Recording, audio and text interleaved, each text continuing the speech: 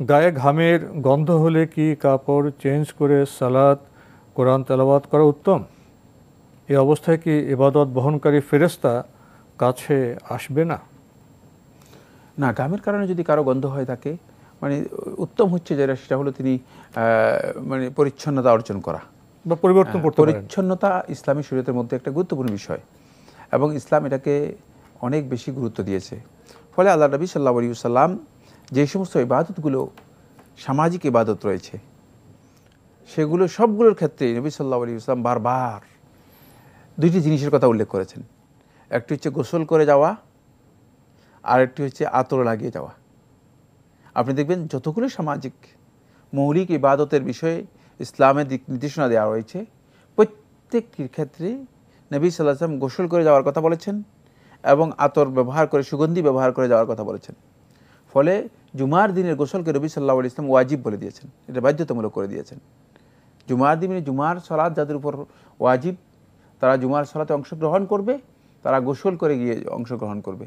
কারণ হচ্ছে মানে আপনি কাজ করে মানে ক্ষেত খামার থেকে এসে মানে ঘর্মাক্ত হয়ে গায়ের মধ্যে মানে পুরাতন কাপড় চোপড় নিয়ে দুর্গন্ধ নিয়ে আপনি ঢুকে গেলেন মসজিদের মধ্যে, আশেপাশে মুসল্লিরা আছে, হতে পারে যে মানে মুসল্লিরা সবাই এর মাধ্যমে কষ্ট পাবে। একটা সামাজিক ইবাদতের মানে যেই বৈশিষ্ট্য সৌন্দর্য, সেখানে যে একটা মানে আরামদায়ক একটা পরিবেশ, পুরোটাই আপনি নষ্ট করে দিলেন। এই জন্য রাসূলুল্লাহ সাল্লাল্লাহু আলাইহি ওয়াসাল্লাম বলেছেন, না, এই দিন গোসল করবে, এটা ওয়াজিব। আবার ঘরের মধ্যে যদি আতর থাকে, সেই আতর ব্যবহার করে আসবে। এই জন্য এটা উত্তম কাজ। পরিচ্ছন্নতা ইসলামী শরীয়তের মধ্যে সবচেয়ে গুরুত্বপূর্ণ একটি বিষয়, এটি উত্তম কাজ। কখনো কখনো পরিচ্ছন্নতাকে ইসলাম, যে আমি দেখালাম তো, ওয়াজিব পর্যন্ত পৌঁছে দিয়েছে। মানে এই দিনের গোসলটা মানে ওয়াজিবের কোনো কারণ ছিল না, কিন্তু ওয়াজিব পর্যন্ত পৌঁছে দিয়েছে পরিচ্ছন্নতার কারণে। তাই পরিচ্ছন্নতার বিধান ইসলামে কখনো কখনো ওয়াজিব পর্যায় পর্যন্ত পৌঁছে যায়। কেন? যদি সামাজিক মানে সম্পৃক্ততা এর মধ্যে এসে যায়। তাই এক্ষেত্রে সতর্কতা অবলম্বন করতে হবে। কোরআন তেলাওয়াতের জন্যই স্বাভাবিক কথা, আমরা একটু পরিচ্ছন্নতা অর্জন করে কোরআনটা তেলাওয়াত করি, তাহলে এটা সুন্দর, কোনো সন্দেহ নেই। কিন্তু কোরআন তেলাওয়াতের জন্য শর্ত নয় যে আপনাকে উজু করতে হবে, গোসল করতে হবে, গায়ের মধ্যে আতর মাখতে হবে, তারপরে কোরআন তেলাওয়াত করতে হবে, এটা শর্ত নয়, বাধ্যতামূলক বিষয় নয়। আপনার এই গায়ের ঘাম প্রসঙ্গ বোধ হয় একটু আমাদের আলোচনা করা দরকার। ঘামের বিভিন্ন পর্যায়ে আছে।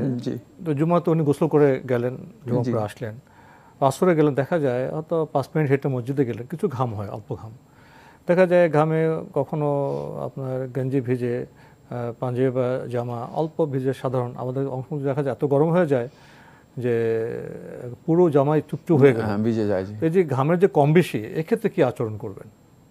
না, যেটা মানুষের মানে ওয়াসআর মধ্যে, মানে তার সাধ্যের মধ্যে নেই, মানে তিনি মসজিদে গিয়েছেন, ঘামে ভিজে গিয়েছেন, এখন তো তিনি আর এর জন্য আর তার বাইরে কিছুই নেই। তিনি সর্বোচ্চ চেষ্টা করবেন, সেটা হচ্ছে মানে এটাকে কোনোভাবে সংযত করার জন্য যতটুকু সম্ভব। জোহরের নামাজ পড়তে গেলেন, নামাজ পড়ে দেখলেন যে হালকা ঘেমেছে, বাতাসে দিলেন।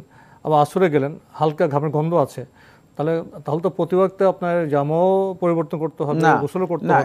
এটি বাধ্যতামূলক। এটা মানে একটা মাত্রা দিয়ে খেয়াল রাখতে হবে, যে মাত্রা বেশি হয়ে যায় তখন বোধহয়। হ্যাঁ, যদি এমন পর্যায়ে হয় যে না, এটা আপনি স্বাভাবিকভাবে দেখবেন যে যখন মানুষ পরিচ্ছন্ন থাকবে, তখন ওই ঘাম নর্মাল যদি যে সমস্ত মানুষ ঘর্মাক্ত হয়, এতে মানুষ অনেক বেশি কষ্ট পায় না এবং এটা খুব বেশি জটিল হয় না। কিন্তু তখন এটা জটিল অবস্থা ধারণ করে।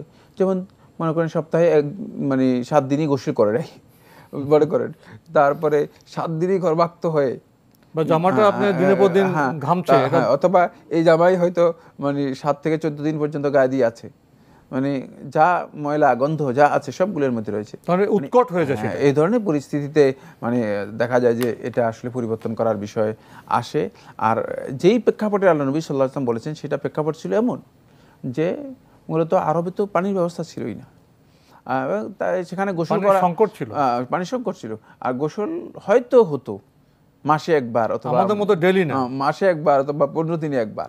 ফলে আল্লাহ নবী সাল্লাল্লাহু আলাইহি ওয়াসাল্লাম দেখলেন যে না, এতে পরিচ্ছন্নতার অভাব হয়ে যাবে, শরীরের মধ্যে অসুস্থতা দেখা দিবে, পরিবেশ দূষিত হবে শারীরিক চাহিদার কারণে। মানে এই পরিচ্ছন্নতা খুবই গুরুত্বপূর্ণ। ফলে অন্তত সাপ্তাহিক একবার যারা জুমায় অংশগ্রহণ করবে তাদের জন্য বাধ্যতামূলক করে দেওয়া হলেও দেখা গেল যে তারা একটু পরিচ্ছন্ন থাকলো, মূলত এটা সৌন্দর্যের মধ্যে একটি বড় ধরনের একটা সৌন্দর্যের বিষয়, এটা স্বাস্থ্যগত প্রয়োজন, স্বাস্থ্যগত প্রয়োজন। এই জন্য রাসূলুল্লাহ সাল্লাল্লাহু আলাইহি ওয়াসাল্লাম বিষয়টি এভাবে বাধ্যতামূলক করে দিয়েছেন। কিন্তু আমাদের সমাজের মধ্যে তো এখন অনেককে দেখা যায় যে প্রতিদিনই হয়তো 2 বারই গোসল করতেছে, সেটা আরেকটি বিষয়, যেহেতু এখন পানির সুযোগ সুবিধার সুযোগ আছে, পানি আছে।